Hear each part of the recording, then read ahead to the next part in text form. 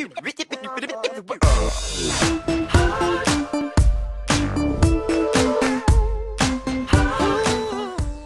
guys, I got requests a lot to do like a book video. I do read a lot, but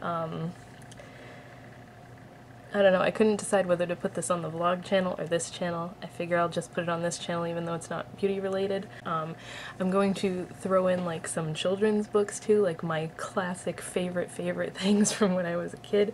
And now I kind of like, I was very into like R.L. Stein and stuff when I was like a teenager, even like his more adult books, but now I find myself reading a lot of like biographies and autobiographies of famous people. I don't know what it is, that's just like what I love for books in my adulthood. But I will start with like classic ones that I loved when I was little.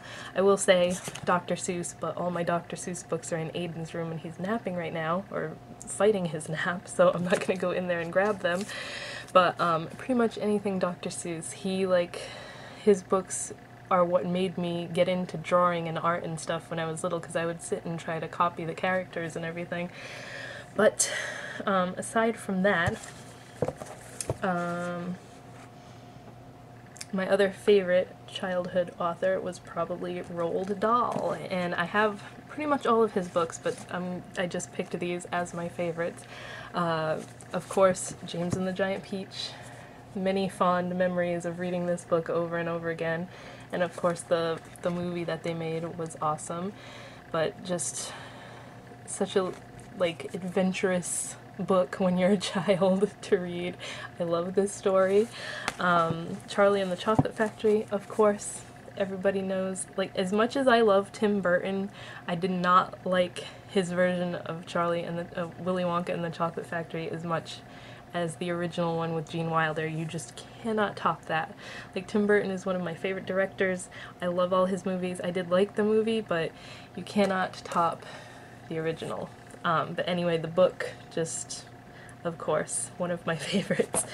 And then this one never got much, like,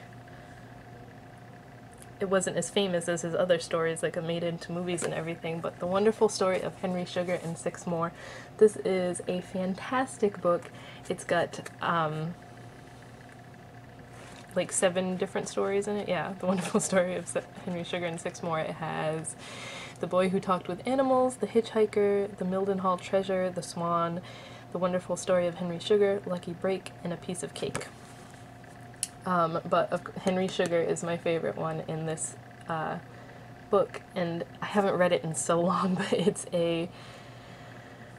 it's about a guy that learns how to like count cards and stuff so that he can make loads of money, and he gives it to like orphanages, something like that. I feel bad now, I don't remember what it was about. I'm gonna have to reread it. But I just remember I loved this growing up, and he has so many other ones. I'm really excited because the BFG, or The Big Friendly Giant, is getting made into a movie soon, and I hope that that's as amazing as his other books that have been made into movies. And then this is, I wouldn't say this was totally childhood, because I didn't get this until later in life, but The Melancholy Death of Oyster Boy and Other Stories. This is also by Tim Burton. It has a ton of his crazy artwork in it, and his characters. Apparently I had a paper in there. And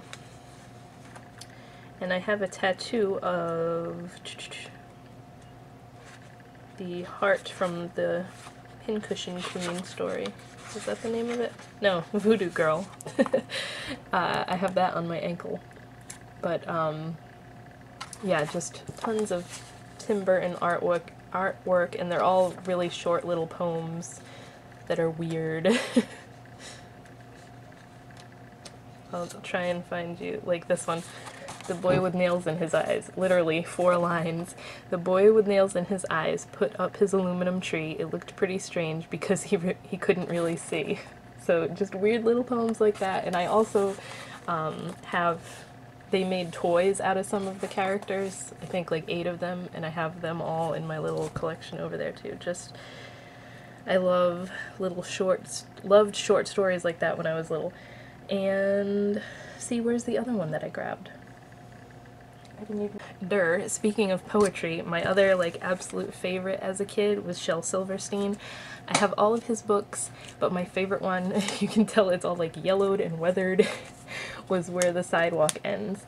And if you have been following me for a while, you know that is my tattoo of the cover of the book for Where the Sidewalk Ends. And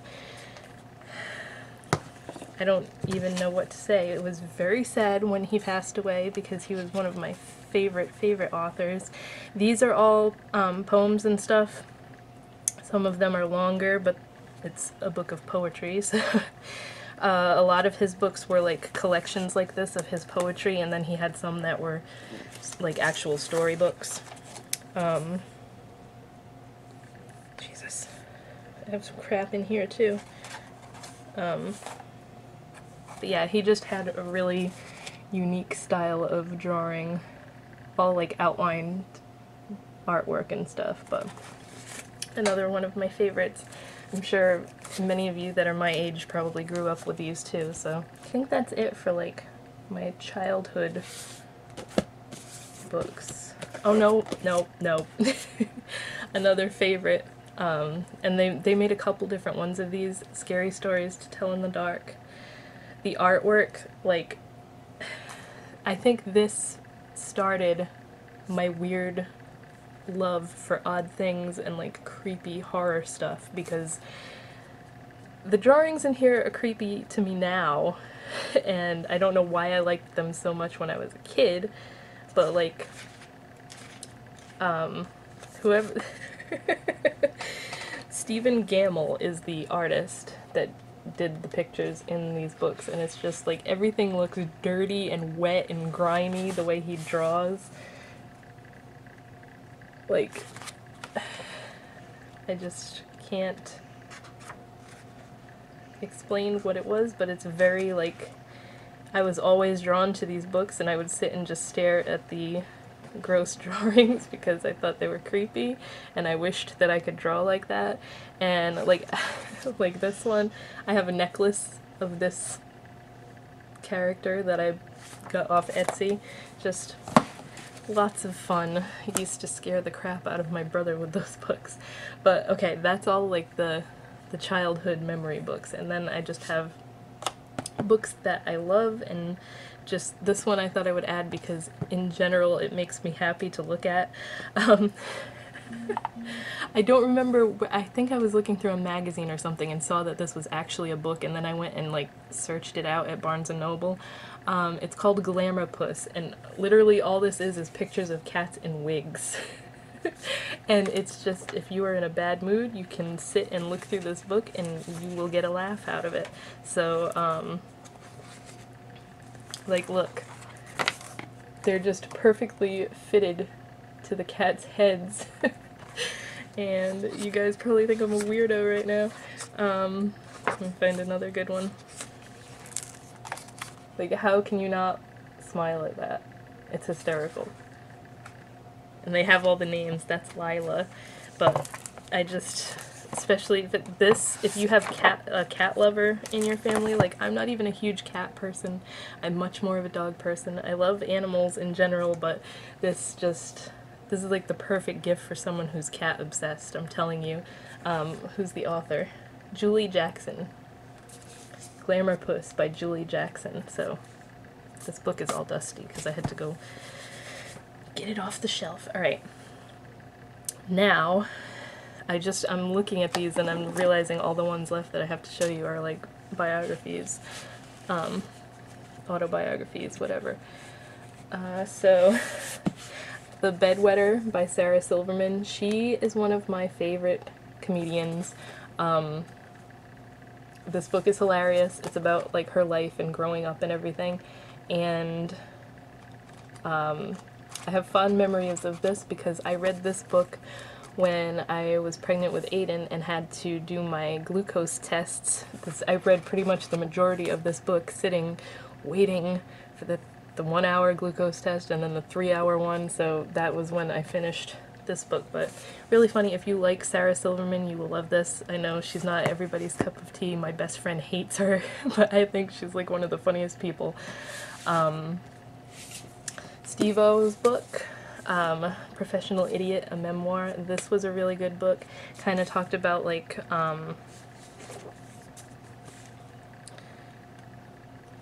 it's a lot about him like growing up and how he moved everywhere. Like he lived in England for a while and just traveled the world, and then it talks about his addictions and how hard that was to go through. But he's always been one of my favorite people. I loved Jackass. Like anyone who knows me knows how obsessed I was with that show, and like I was really upset when he was like, you could tell just by watching things that he was on that he was so messed up, and I was like, he's gonna end up like overdosing or something. But he really turned himself around, and now he does like comedy shows, like stand-up shows, and I went to one a few years ago and got to meet him and got my picture taken with him, and he's really like a completely different person now. So this was really good. If you're a Jackass fan or just like life stories in general, you will enjoy this book. Okay, and another one, Hollywood Causes Cancer by Tom Green. Another actor slash comedian that I've always thought was hysterical. He has a web show now, because nobody ever sees him much anymore, but he does his show like online on his website. This was such a good book. I could not put it down. I think I read it in like 2 days. He talks about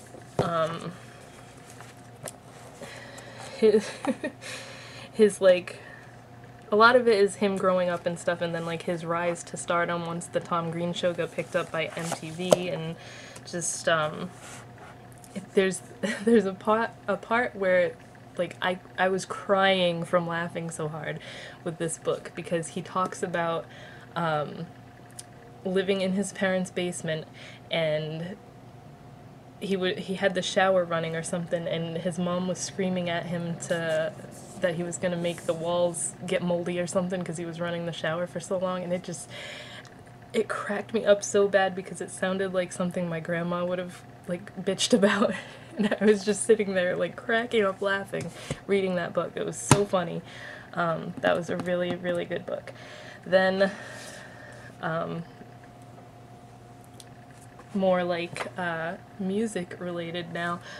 Slash's book is just called Slash. This is a pretty lengthy one, as you might expect, because he has a lot of stories to tell. This was another one that I read pretty quickly because it was really like super interesting.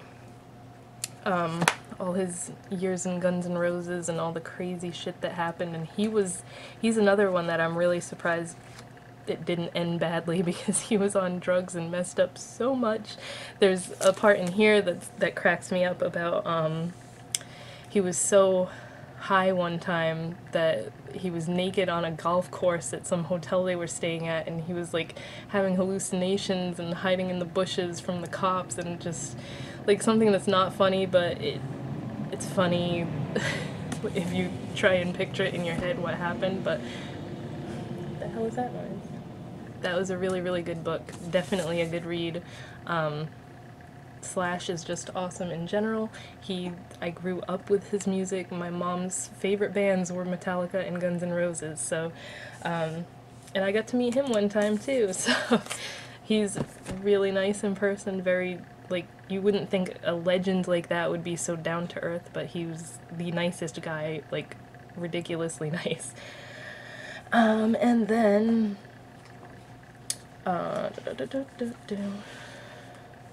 I grabbed all 3 of her books just because, and I'm sure you guys knew these were going to be in here, but Kat Von D's books. This was her most recent one, Go Big or Go Home. And I love her books because they're like so fancy looking. They have awesome photography and artwork and stuff in here. This one focuses more on like tattoos she's done and everything. Like, let me see if I can show you. There's lots of artwork, stories about tattoos. Like, it's got lots of pictures of like celebrities and just friends that she's tattooed and done tattoos on.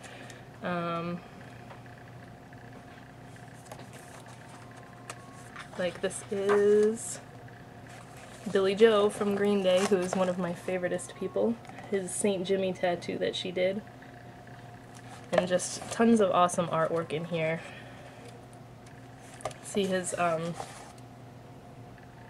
this skull right here. It's kind of the same, it's the Adeline skull. This is what I based mine off of, because I took one of their t-shirt designs and kind of like made it my own, and that's what that is. As you can see, a lot of things I love are what I got tattooed on me. Her second book was called The Tattoo Chronicles, and this one is more like, again, it has lots of pictures of tattoos she's done on like friends and celebrities and stuff. Like there's Bam from Jackass. But this has like lots of her journal entries and stuff about those people and about just the times in her life when she was like going through this and writing this and everything. So this one is really good too. This one's the smallest of the three that she's written. And then her first one ever was High Voltage Tattoo. This doesn't have as much like, how would I put it? I mean, it does have a lot of writing and stuff in here. This is more, again, tons of pictures and giant pictures and stuff. But like, it shows like steps of tattoo processes and stuff. Processes, however you say that. And then more just like stories about the tattoos that she did and all that kind of stuff. But as you can see, it's more like pictures than and just like little excerpts and stuff with the pictures about the tattoos that she did and all that kind of stuff. What is that anyways? Oh, and this is the one that I had signed when I met her, because she did a book tour when she first wrote this book, and I gave her I framed a picture that I drew of her and her cat, Ludwig. It was them in like a lightning bolt with roses around it, and that it says, "To Meg, keep up the amazing work." And this is just like a prized possession of mine because she's one of my favorite people ever. You guys know, like, I'm always showing her makeup because I have to get everything that comes out. Huge inspiration to me, like art-wise and just in general. So I love her and I love her books, and there is a video of me on my channel when I met her because my best friend went with me and she recorded it for me. But she wasn't like super close, so you can't see how nervous I was. I was shaking like ridiculous. And then the last one that I have is Life After Death by Damien Eccles. If you don't know who he is, you must have been living under a rock, because he was one of the West Memphis Three. They were three guys that were arrested in 1994 for committing murders that they did not commit. They clearly didn't commit. Watch the Paradise Lost films. There are 3 documentaries, Paradise Lost, Paradise Lost Revelations, and then, oh my god, what's the one that just came out? There's a newer one that just came out not too long ago. But they finally released them in 2011, and that was like after, basically, like, I'm so passionate about this, I could make an hour-long video. So I'm gonna try and, like, for anybody who doesn't know what it's about, this was something that my mom and I were really passionate about, because these guys were in jail for nothing other than the simple reason that they didn't know who else to arrest, and these guys like wore black and listened to Metallica, so they were satanic, so let's put them in jail. But yeah, if you watch the documentaries, you will probably get as pissed off and worked up over it as I was for so many years. But they finally released them in 2011, and it was a very, very happy time. And he he was on death row for like more than half his life because he got arrested when he was 18, and he is... I just read this not that long ago and I can't remember how old he is, but he's like 40 now, something like that. But he was on death row for over half of his life, and it's just like ridiculous that you could get arrested and put on death row for something you didn't even do. But there was just years and years of like, they would get more evidence, find more evidence that proved that they were innocent, and they just would throw it out, and it's like, it was sickening. I don't understand how they could just keep doing that, but don't live in Arkansas is all I can say, because their fucking legal system sucks. But now, like, he had so much support, the three of them had so much support from celebrities, like, Johnny Depp was a big supporter of, like, helping them. Henry Rollins, like, gave tons of money to their defense fund. Marilyn Manson, like, he has pictures in here of Eddie Vedder from Pearl Jam. There was more, weren't there?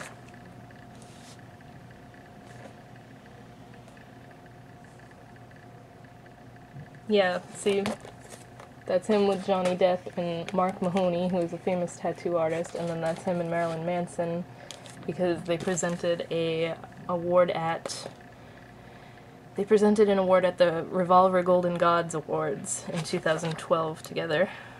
But yeah, this is such a good read, like, heartbreaking stuff he wrote when he was...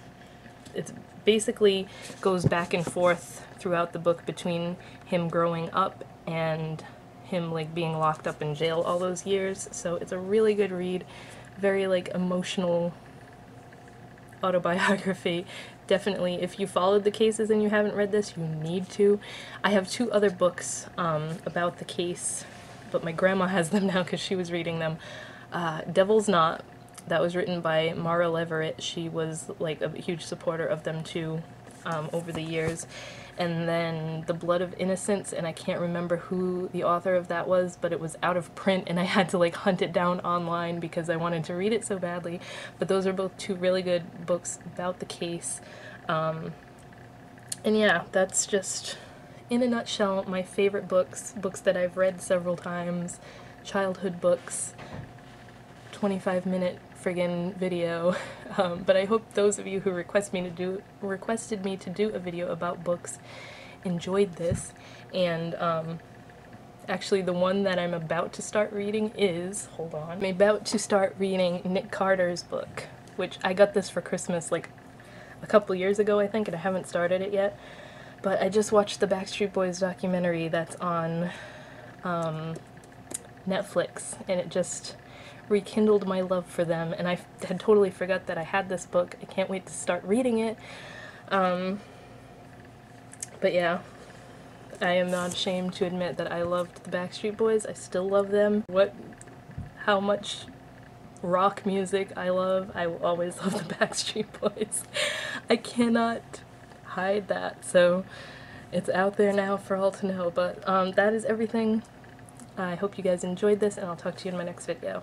Don't get scared, take a chance. Don't let it slip through your hands. Love will save you.